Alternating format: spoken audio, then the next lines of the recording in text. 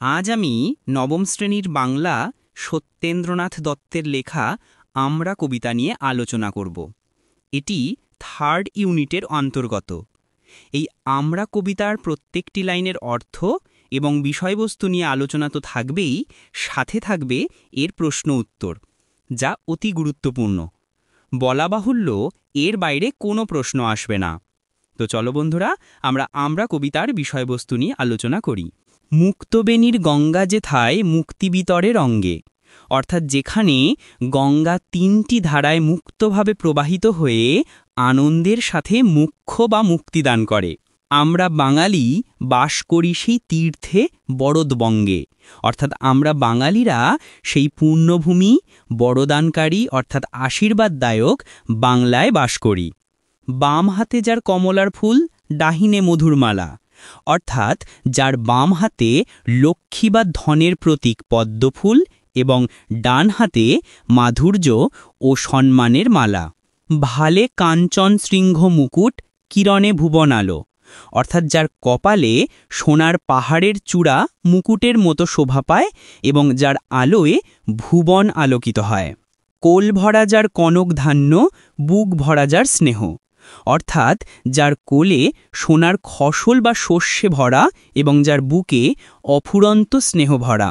চরণ পদ্ম অতসী অপরাজিতায় ভূষিত দেহ, অর্থাৎ যার পা পদ্মের মতো এবং শরীর অতসী ও অপরাজিতা ফুলে সজ্জিত বা ভূষিত।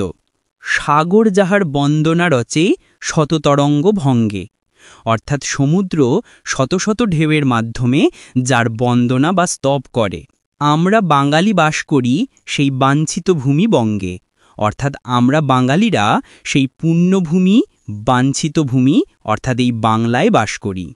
বাঘের সঙ্গে যুদ্ধ করিয়া আমরা বাঁচিয়া আছি, অর্থাৎ আমরা বাঙালিরা বাঘের মতো হিংস্র শক্তির সাথে লড়াই করেও নিজেদের বাঁচিয়ে রেখেছি।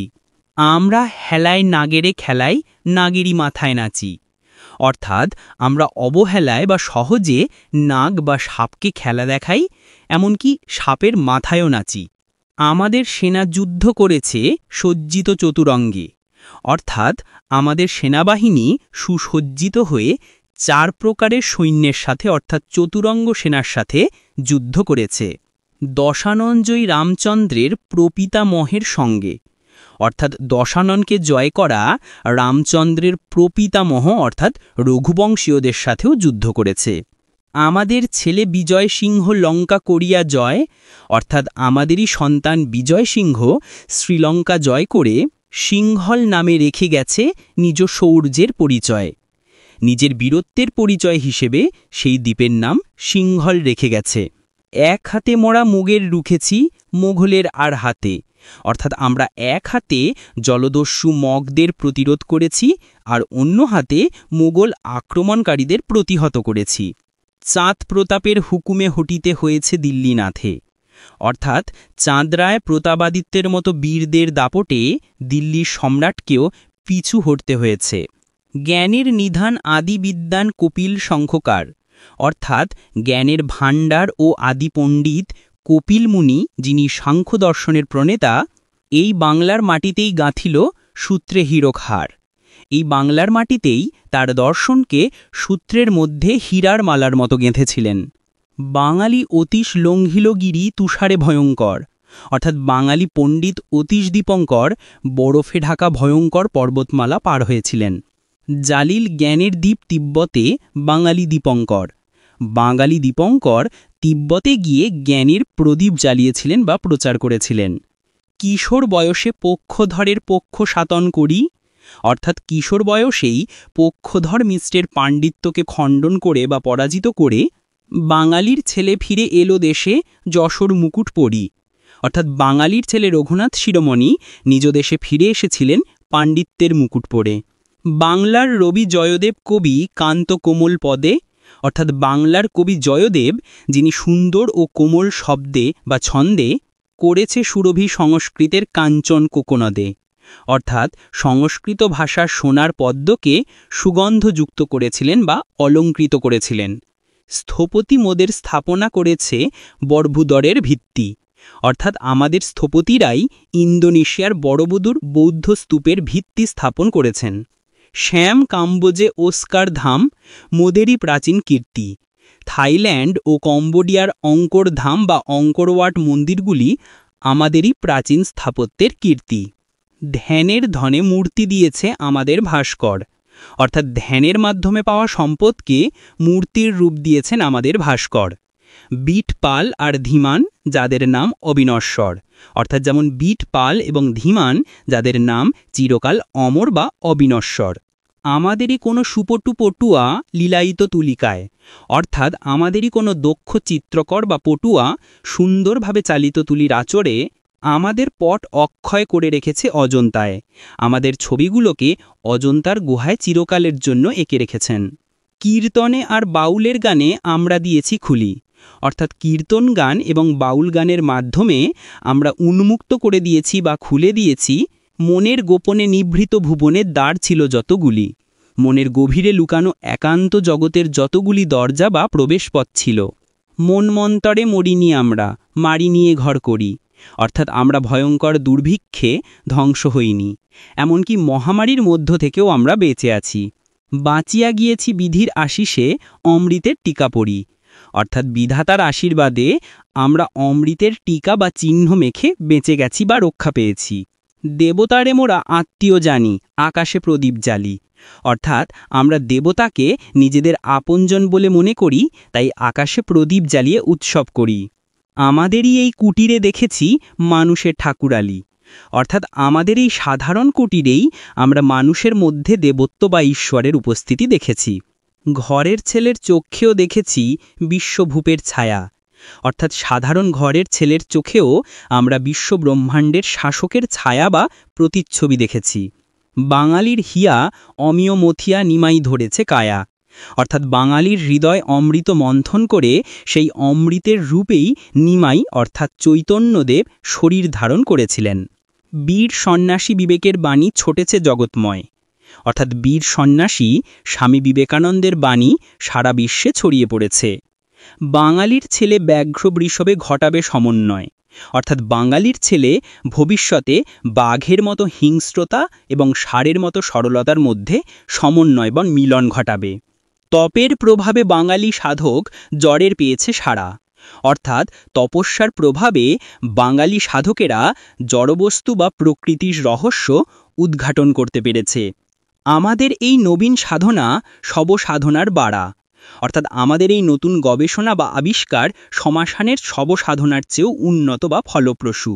বিষম ধাতুর মিলন ঘটায়ে বাঙালি দিয়েছে বিয়া, অর্থাৎ বিভিন্ন প্রকারের বিপরীত ধাতুকে মিশিয়ে বাঙালি অর্থাৎ বিজ্ঞানী এক নতুন রাসায়নিক বন্ধন বা সমন্বয় ঘটিয়েছে। আমাদের নব্য রসায়ন শুধু বেমেলানে মিলাইয়া, অর্থাৎ আমাদের নতুন রসায়ন বা আলকেমি শুধু বেমানান বা বিপরীত জিনিসকেও একত্রিত করেছে। বাঙালির কবি গাহিছে জগতে মহামিলনের গান, অর্থাৎ বাঙালির কবি বিশ্বজুড়ে মহামিলন বা ঐক্যের গান গাইছে চলেছে। বিফল নহে এ বাঙালি জনম, বিফল নহে এ প্রাণ, এই বাঙালি জন্ম বৃথা নয়, আর এই বাঙালি জীবনও ব্যর্থ নয়। ভবিষ্যতের পানে মোরা চাই আশা ভরা আহাদে, অর্থাৎ আমরা ভবিষ্যতের দিকে তাকাই আশা এবং আনন্দের সাথে। বিধাতার কাজ সাধিবে বাঙালি ধাতার আশীর্বাদে, সৃষ্টিকর্তার আশীর্বাদে বাঙালিরাই ভগবানের কাজ পূর্ণ করবে। বেতালের মুখে প্রশ্ন যে ছিল আমরা নিয়েছি কেড়ে, অর্থাৎ বেতালের মুখে যে কঠিন প্রশ্ন ছিল আমরা সাহস করে সেই প্রশ্ন ছিনিয়ে নিয়েছি। জবাব দিয়েছি জগতের আগে ভাবনা ও ভয় ছেড়ে, কোনো চিন্তা বা ভয় না করে আমরা জগতের সামনে তার জবাব দিয়েছি। বাঁচিয়া গিয়েছি সত্যের লাগি সর্বকরিয়া পণ, অর্থাৎ সত্যকে প্রতিষ্ঠা করার জন্য সব কিছু পণ করে বা উৎসর্গ করে আমরা বেঁচে গেছি। সত্যে প্রণমী থেমেছে মনের অকারণ স্পন্দন, অর্থাৎ সত্যকে প্রণাম করার পর মনের অকারণ উদ্বেগ বা চঞ্চলতা থেমে গেছে। সাধনা ফলেছে প্রাণ পাওয়া গেছে জগৎ প্রাণের হাটে, অর্থাৎ আমাদের সাধনা সফল হয়েছে, বিশ্বজীবনের বাজারে আমরা প্রাণ খুঁজে পেয়েছি। সাগরের হাওয়া নিয়ে নিঃশ্বাসে গম্ভীরা নিশি কাটে, অর্থাৎ নিঃশ্বাসে সমুদ্রের বাতাস নিয়ে আমাদের গভীর রাত কাটে। শ্মশানের বুকে আমরা রোপণ করেছি পঞ্চবটী, অর্থাৎ আমরা শ্মশানের মতো কঠিন জায়গাতেও 5টি পবিত্র গাছের চারা রোপণ করেছি। তাহারই ছায়ায় আমরা মিলাব জগতের শতকোটি, অর্থাৎ সেই পঞ্চবটির ছায়াতেই আমরা জগতের শতকোটি মানুষকে একত্রিত করব বা মেলাব। মণি অতুলন ছিল যে গোপন সৃজনের শতদলে, অর্থাৎ সৃষ্টির পদ্মফুলের মধ্যে যে বহুমূল্য রত্নটি লুকিয়েছিল, ভবিষ্যতের অমর সে বীজ আমাদেরই করতলে। ভবিষ্যতের সেই অমর বীজ আমাদেরই হাতের মুঠোয় রয়েছে। অতীতে যাহার হয়েছে সূচনা, সে ঘটনা হবে হবে। অতীতে যে মহান কাজের শুরু হয়েছে, সেই কাজ অবশ্যই সম্পন্ন হবে। বিধাতার বরে ভরিবে ভুবন বাঙালির গৌরবে। বিধাতার আশীর্বাদে সারা পৃথিবী বাঙালির গৌরব ও মহিমায় ভরে উঠবে। প্রতিভার তপে সে ঘটনা হবে, লাগিবে না দেশাদেশী। প্রতিভার সাধনার মাধ্যমেই সেই কাজ হবে, এর জন্য কোনো হিংসা বা বিদ্বেষের প্রয়োজন হবে না। মিলনের মহামন্ত্রে মানবে দীক্ষিত করি ধীরে। মিলন ও ঐক্যের মহান মন্ত্রে মানবজাতিকে ধীরে ধীরে দীক্ষিত করে মুক্ত হইব দেবঋণে মোরা মুক্তবেণীর তীরে। মুক্তবেণীর গঙ্গা নদীর তীরে আমরা দেবতা কুলের ঋণ থেকে মুক্ত হব বা মুক্তি লাভ করব। এবারে চলো এখান থেকে যেসব গুরুত্বপূর্ণ 3 ও 5 নম্বরের প্রশ্ন উত্তরগুলো দেখিয়ে দিই। একটি গুরুত্বপূর্ণ কথা, যদি ভিডিওটি ভালো লেগে থাকে তাহলে একটি লাইক, সাবস্ক্রাইব করে এই চ্যানেলের সঙ্গে যুক্ত থেকো। চলো এবার 3 নম্বরের প্রশ্ন উত্তরগুলো আমি ধীরে ধীরে পিডিএফটির স্ক্রোল করব, তোমরা দেখে নেবে, প্রয়োজনে খাতায় নোট ডাউন করে নিতে পারো। প্রশ্ন 1, তাপের প্রভাবে বাঙালি সাধক জ্বরের পেয়েছে সারা, পংক্তিটি ব্যাখ্যা করো। উত্তরটি দেখে নাও।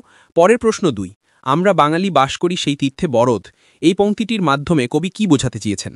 প্রশ্ন 3, আমরা বাঙালি বাস করি সেই বাঞ্ছিত ভূমি বঙ্গে, কবি বঙ্গদেশকে বাঞ্ছিত ভূমি কেন বলেছেন? প্রশ্ন 4, আমরা হেলায় নাগেরে খেলাই লাগেরই মাথায় নাচি, পংক্তিটি ব্যাখ্যা করো। 5 নম্বর প্রশ্ন, মুক্তবেণীর গঙ্গা যেথায় মুক্তি বিতরে রঙ্গে, পংক্তিটি ব্যাখ্যা করো। 6 নম্বর প্রশ্ন, জালিল গেনের দ্বীপ তিব্বতে বাঙালি দীপঙ্কর, পংক্তিটির তাৎপর্য ব্যাখ্যা করো। পরের প্রশ্ন 7 প্রশ্ন, বাঘের সঙ্গে যুদ্ধ করিয়া আমরা বাঁচিয়ে আছি, কবি কেন এ কথা বলেছেন? প্রশ্ন নম্বর 8 প্রশ্ন, কীর্তনে আর বাউলের গানে আমরা দিয়েছি খুলি, উদ্ধৃতিটির মাধ্যমে কবি কি বলতে চেয়েছেন?